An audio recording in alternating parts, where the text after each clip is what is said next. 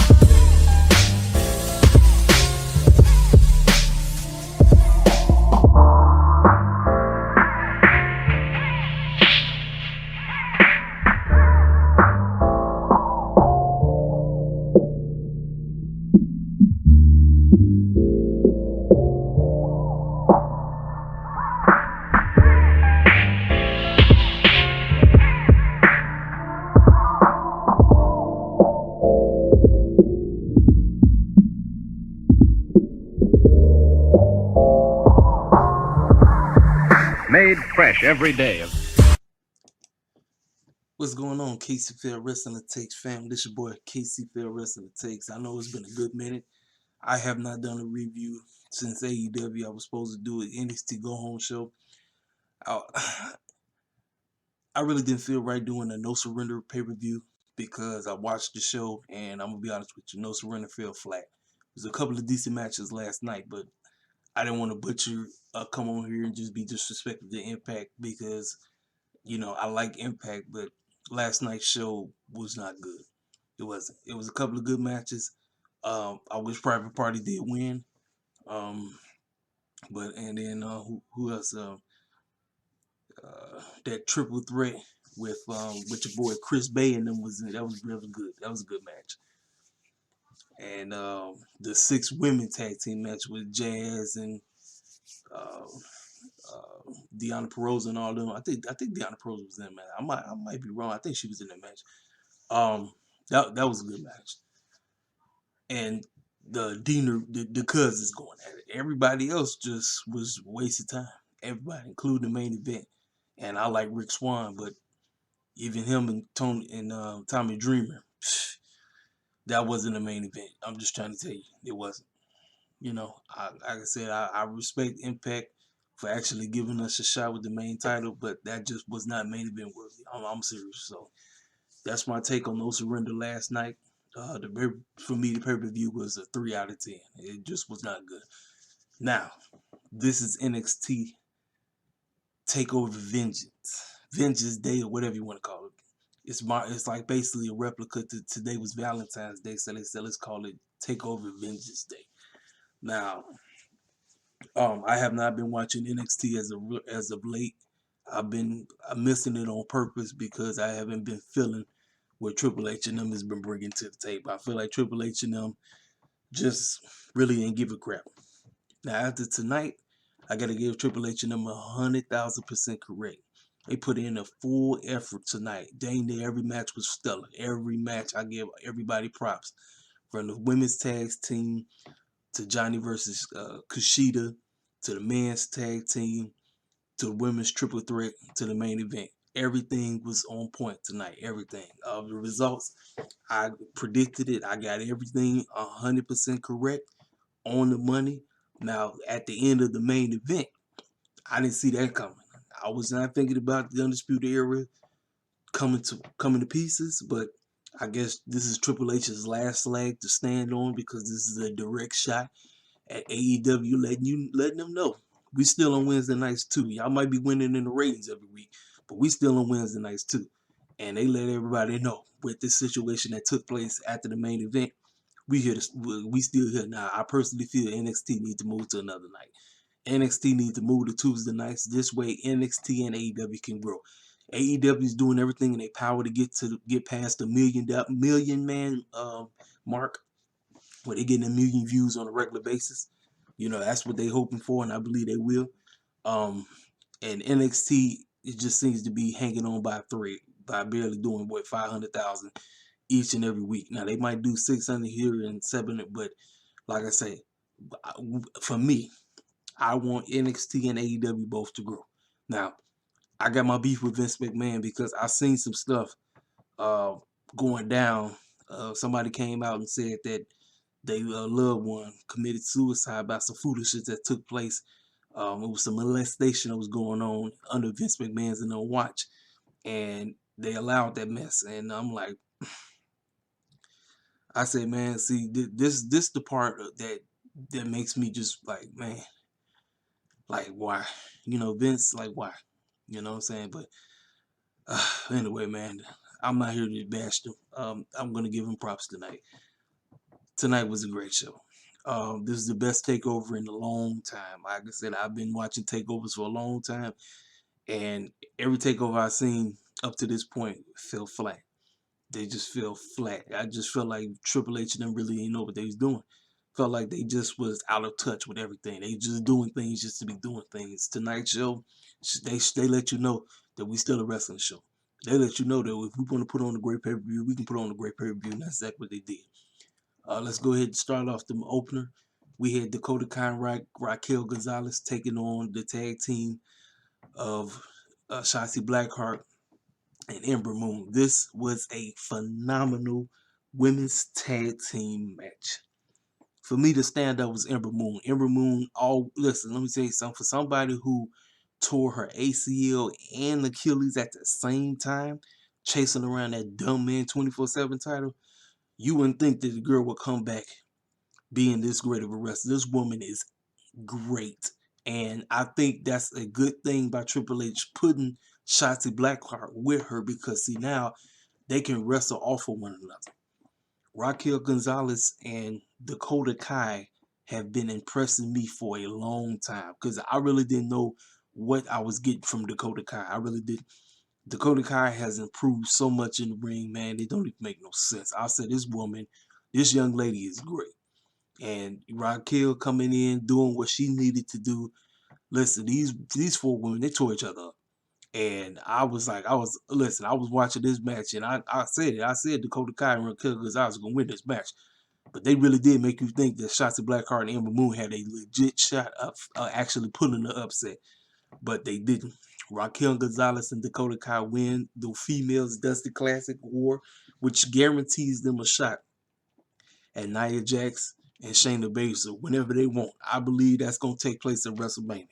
So they're going to build this up all the way to WrestleMania. It makes no sense for them to actually face at one of the latest pay-per-views coming up like Elimination Chamber or Fastlane. No, you go ahead and have them face at WrestleMania.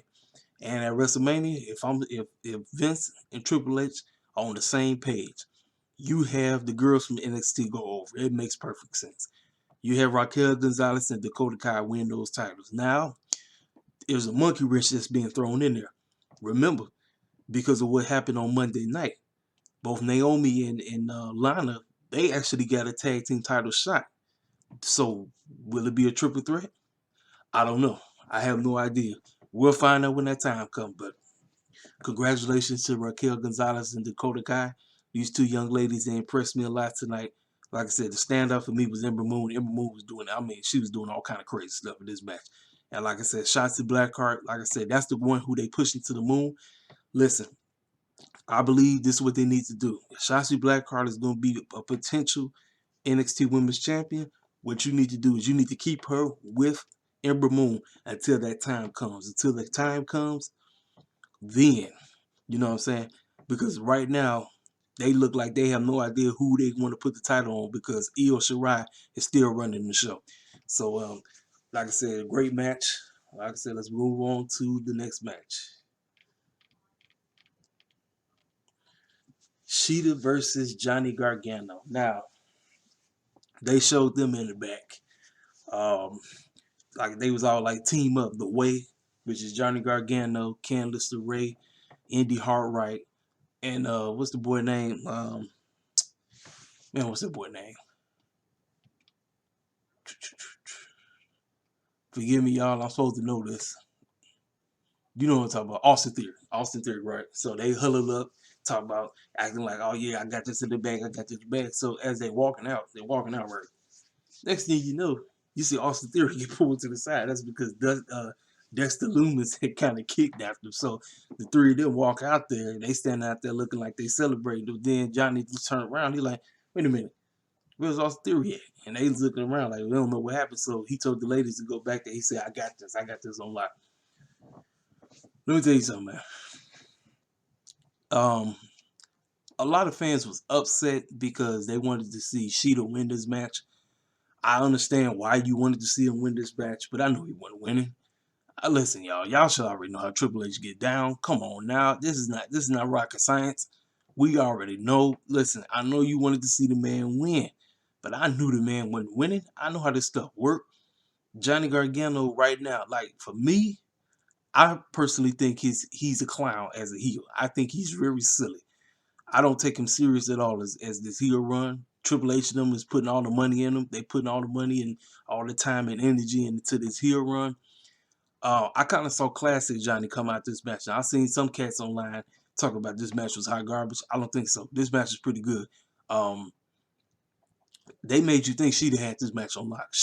Because Sheeta was beating her brakes off. I mean, submission move after submission move. I mean, man, he was going after them arms. He was going after them arms on Johnny. But Johnny found the way. Get it? The way. He found a way to retain his North American Championship. Like I say, good match.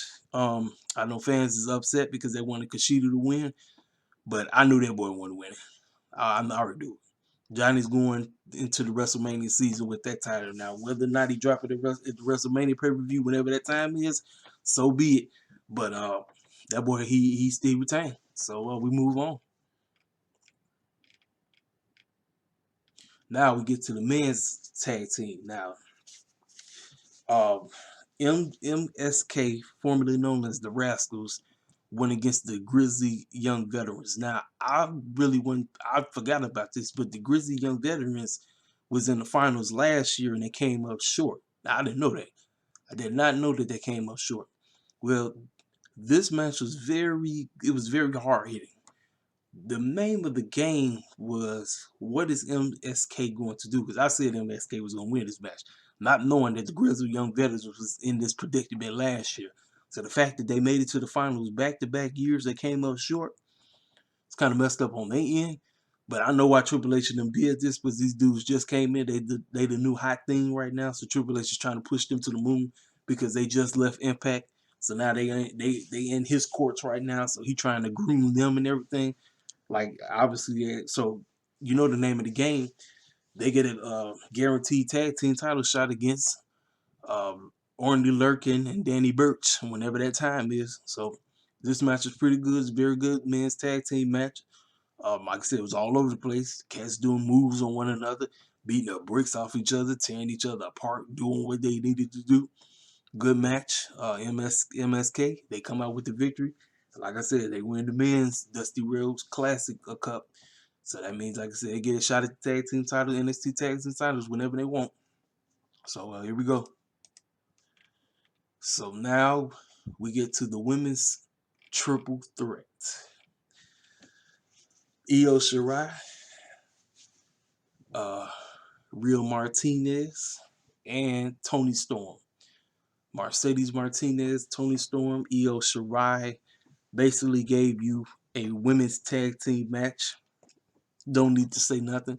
Girls did what they needed to do. There was a spot in this match where Toni Storm basically put her hand on the table. I don't know if she was trying to get on the table, but the announce table just fell apart real quick. It fell apart like it was nothing. I said, oh, that wasn't supposed to happen.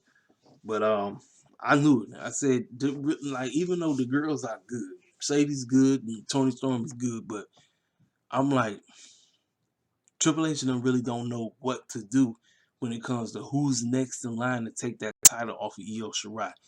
Now, for me, I thought it was going to be Candice LeRae, but I think because she injured her wrist, Triple H is giving her time. He's giving her time to heal her wrist. I think her wrist is good now, but like I say, they really don't know what to do. Io Shirai, like, I'm gonna be honest with you. I think Io Shirai's run has kind of fallen flat. That's just my personal opinion. I'm not saying the girl is not a good wrestler or nothing, but I feel like her run just fell flat. You know, it just felt like it's just there. Like when she won it, I was very happy for her. Like I said, it was doing the same time when the young lady, what was the young lady name? Kamara. You know what I'm talking about. The young lady who was killed, who was bullied to death. She committed suicide out there in Japan. She was part of the Joshi wrestlers and New Japan scene and all that. Hannah Kamara. And that was around that same time. And when she wanted that in your house, I said, man, see, I said, that's nice. I said, that's a representation. You know what I'm saying? Representation matters all around. If you get my drift, you know what I'm talking about. But like I said, right now, I just feel like her run has just fell flat. And it's like, okay, so what's next? Who's next? And I don't know. I personally don't know. I don't know what they finna do with the women's situation. Don't know. But EO has made it. So obviously, I think when it comes to whenever NXT decides to have their next pay-per-view, whether that's around WrestleMania time or after WrestleMania time, Io Shirai's title run is coming to a close. Whoever that may be, I don't know. But the ladies, they did their thing. Good triple threat. Now let's move on to the main event.